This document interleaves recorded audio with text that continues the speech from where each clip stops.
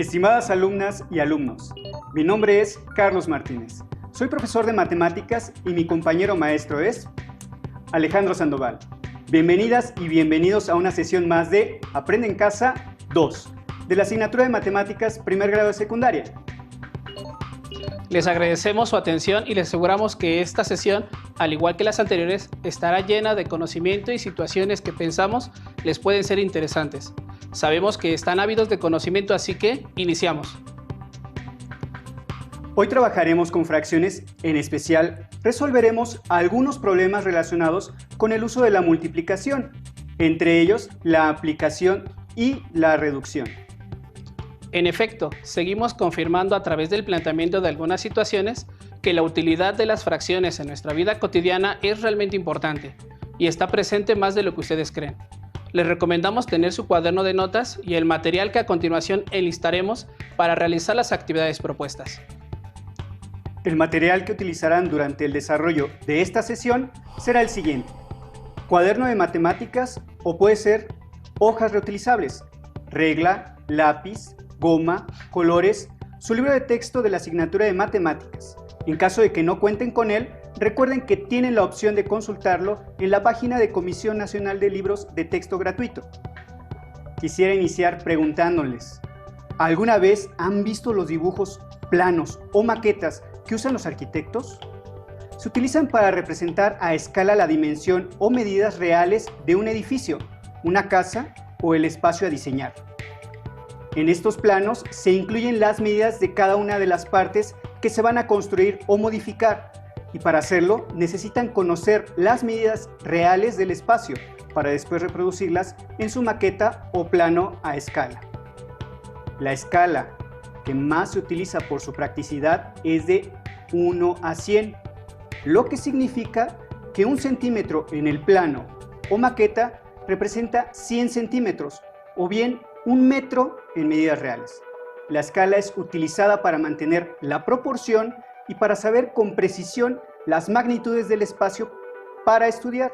Por ejemplo, la distancia que habrá entre una pared y la otra, a qué altura se va a poner el techo, y aunque no lo crean, las medidas deben de ser sumamente precisas, con milímetros.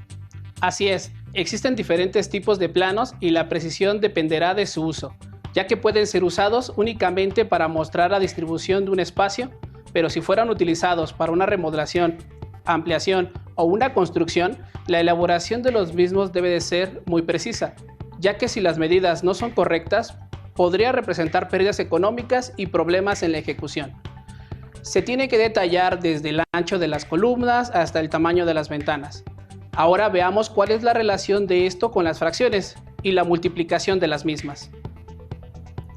Como mencionamos anteriormente, podemos decir que los planos de arquitectura están elaborados con base en representación del espacio a escala, es decir, 100 veces más pequeño o bien 1000 veces más pequeño. En matemáticas, esta relación podemos escribirla en forma de fracción o en forma de razón. Es verdad, cuando vemos un plano en la parte inferior del mismo, siempre observamos una línea como esta. Cuando veamos una referencia así, significa que 1 centímetro equivale a 100 centímetros. Esta relación se puede escribir en forma de fracción de la siguiente manera: 1 a 100 o 1 centésimo. Sigamos estudiando más sobre el tema. Veamos la definición de escala y sus elementos para poder comprender esta idea. ¿Conoces lo que es una escala? Es la relación de proporción entre las dimensiones reales de un objeto y el dibujo que se hace de este sobre un plano y se escribe en forma de razón geométrica. La razón geométrica es la comparación de dos números. Veamos sus elementos. El antecedente es el valor de la medida del dibujo. Los dos puntos representan es A. El consecuente es el valor de la figura original y se lee 1 es a 2. Con esta explicación podemos comprender por qué en los planos aparece esta notación, la cual indica la escala a la que se encuentra el plano. Ahora que ya conocen lo que es una escala, sus elementos y cómo se lee, veamos un ejemplo para que nos quede más claro.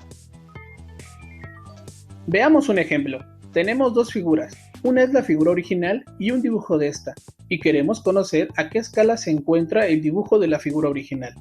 Y solo nos presentan el valor de las alturas. Con esta información podremos encontrar a qué escala se encuentra el dibujo de la figura original. Para ello, escribamos la fórmula para encontrar la escala. Escala es igual a antecedente sobre consecuente, recordando que el antecedente es el valor de la medida del dibujo y el consecuente es el valor de la figura original. Sustituimos los valores en la fórmula, en donde el antecedente vale 9 y el consecuente 18, por lo que la escala es 9 es a 18. Observamos que 9 y 18 son múltiplos de 9, por lo tanto podemos reducir la fracción. 9 entre 9 me da 1, 18 entre 9 me da 2. Cuando el antecedente es menor que el consecuente, estamos hablando de una escala de reducción. Y cuando el antecedente es mayor que el consecuente, estamos hablando de una escala de ampliación. Muy bien, tomen sus cuadernos y anoten las siguientes preguntas a reflexionar, de acuerdo a lo que observaron en el video. ¿Qué tipo de fracciones obtendrían si es una escala de reducción?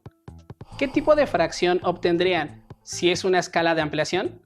Ahora que ya conocieron la fórmula para obtener una escala, ya sea de reducción o de ampliación, en dos figuras teniendo alguna de sus medidas, se pudieron dar cuenta que, cuando obtenemos una fracción propia, estamos hablando de una escala de reducción. Es correcto. Si el objeto que se representa es más pequeño que el original, hablamos de una reducción y sería representada por una escala con fracción propia. Es decir, el numerador es menor que el denominador. Y en el ejemplo 2, ¿qué vieron en el video? Pudieron observar que cuando obtenemos en la escala una fracción impropia, ¿estamos hablando de una escala de ampliación? Así es, profesor. Y por lo tanto, cuando tenemos una fracción impropia con el numerador mayor que el denominador, la figura o dibujo que se representa a escala es más grande que el original. Bien, ya que tenemos claro este concepto,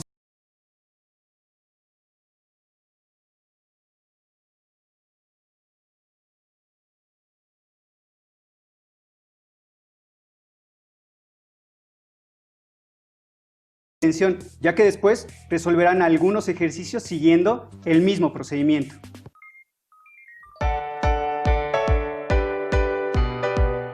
Hola Mateo, ¿qué haces? Hola Emma, la tarea que nos dejaron. La de multiplicación de fracciones, ¿verdad? Ya la hice, aunque déjame decirte que investigué un poco y encontré una manera gráfica de entender la multiplicación de fracciones que me gustó mucho. ¿En serio? A ver. Como ya vimos, para multiplicar dos fracciones, hay que multiplicar numerador por numerador y denominador por denominador. Hemos explicado este proceso a nivel aritmético, pero ¿cómo se vería de manera gráfica? ¿Recuerdas cómo se puede representar en un rectángulo una multiplicación de dos números naturales? Por ejemplo, para representar la multiplicación de 5 por 3, se traza un rectángulo y se divide en 5 partes iguales de manera vertical y en 3 partes iguales de forma horizontal. El total de cuadros que se obtienen es el resultado. Para ver la multiplicación de una fracción de manera gráfica, vamos a hacer lo siguiente. Tomemos el ejemplo que propusimos, 2 tercios por 4 quintos. Observa que ambas fracciones son propias. ¿Recuerdas los tipos de fracciones? Muy bien. El primer paso será representar la fracción 2 tercios. Para ello, dividimos la altura del rectángulo en el número de partes que indica el denominador, es decir, en 3 partes iguales. Tomamos el número de partes que indica el numerador, es decir, 2, y las coloreamos de azul. Así, hemos representado de manera gráfica la fracción 2 tercios. Ahora, en el mismo rectángulo, representaremos la fracción 4 quintos dividiendo la base del rectángulo. Como el denominador es 5, obtendremos 5 partes iguales. Para representar el numerador, que es 4, de estas 5 partes, sombreamos 4 con rayas diagonales.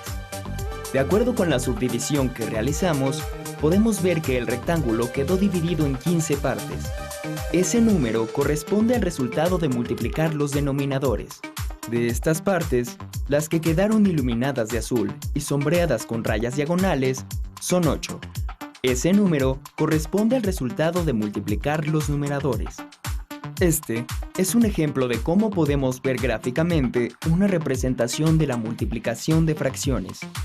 Recuerda que en este ejemplo se usaron como factores 2 fracciones propias.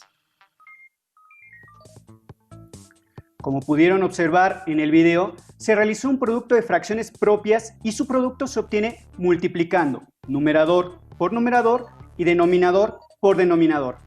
Hagan uso de su cuaderno para resolver algunos ejercicios. ¿Listas y listos? Multipliquemos las fracciones 3/4 y 1/3. Para ilustrar, usaremos un rectángulo como el que se utilizó en el video anterior. Primero representaremos la fracción 3/4. Para eso dividimos el rectángulo en 4 partes iguales. Posteriormente, marcamos o coloreamos 3. Enseguida, dividimos de manera vertical el rectángulo en 3 partes iguales y marcamos 1.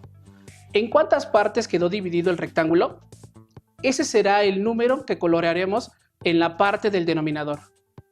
¿Y cuántas partes quedaron marcadas en ambos casos? Bien, la respuesta es 3/12. Muy bien, en casa recuerden que la multiplicación de fracciones se resuelve multiplicando directamente el numerador por el numerador y el denominador por el denominador. Observen que tenemos el mismo resultado. 3/4 por 1/3 es igual a 3 por 1 es 3 y 4 por 3 es 12, por lo que el resultado es 3/12. Es probable que les haya surgido la duda de cómo multiplico una fracción propia con una fracción impropia. Para eso, veamos el siguiente ejemplo. Vamos a revisar ahora un ejemplo de multiplicación de fracciones en el que uno de los factores es una fracción propia y el otro una fracción impropia. Multipliquemos 7/4 por 5/6. Observa que 7/4 es una fracción impropia y 5/6 una fracción propia. Primero, vamos a representar gráficamente la fracción impropia, es decir, 7/4. Como 7 es mayor que 4, necesitamos 2 rectángulos para representar 2 unidades. Dividimos cada rectángulo en las partes que indica el denominador de la fracción, es decir, en 4 partes iguales. Tomamos el número de partes que indica el numerador, en este caso son 7, y las coloreamos de verde. Así, hemos representado gráficamente la fracción impropia 7/4. Con el mismo procedimiento, vamos a representar a la fracción 5/6 en cada rectángulo. Ahora, dividimos en partes iguales y de manera vertical cada rectángulo según lo que indica el denominador, que en este caso es 6. Para representar el numerador de la fracción, que es 5, sombreamos con rayas diagonales 5 espacios verticales en cada rectángulo. Cada rectángulo está dividido en 24 partes. Ese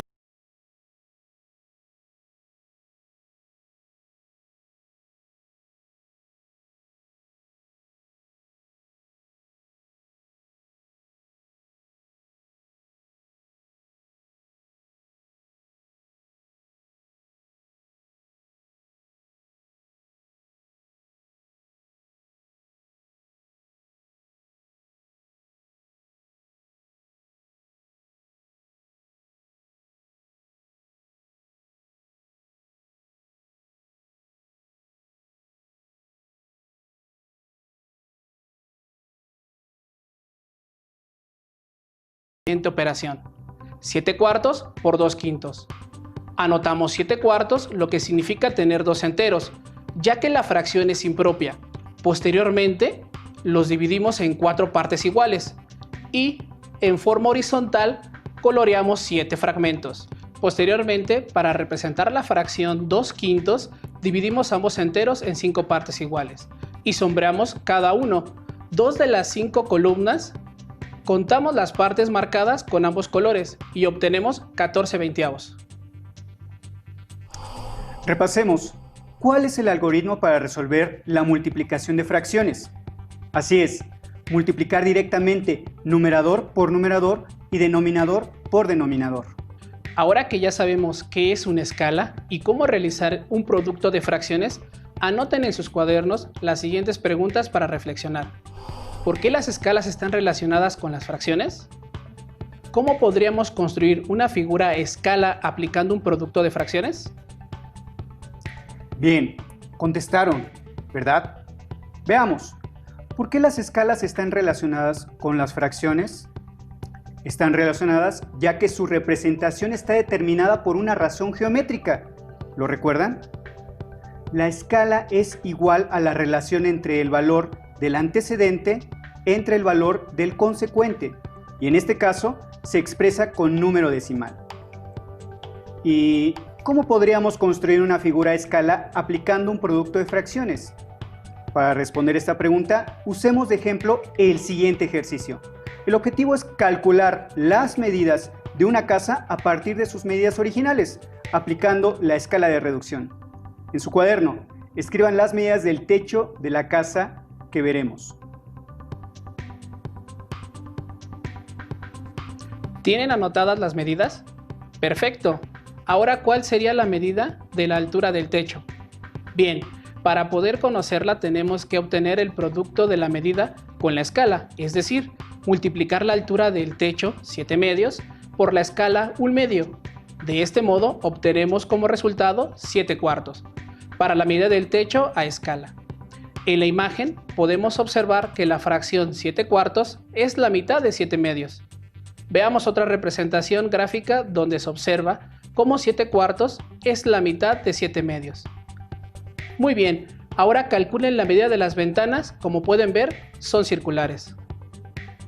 Primero, identifica la medida del radio. Posteriormente, aplica la escala, multiplicando como lo hicimos en el ejercicio anterior. Confío en que lo están haciendo muy bien. Continúen con las medidas faltantes de la casa y recuerden, la escala que se está utilizando es la de 1 medio. No olviden que para lograr encontrar las medidas correctas hay que multiplicar la medida original por la escala. Muy bien, profesor Carlos. Ahora veamos otras situaciones donde la multiplicación de fracciones es sumamente importante. Analicemos la siguiente situación.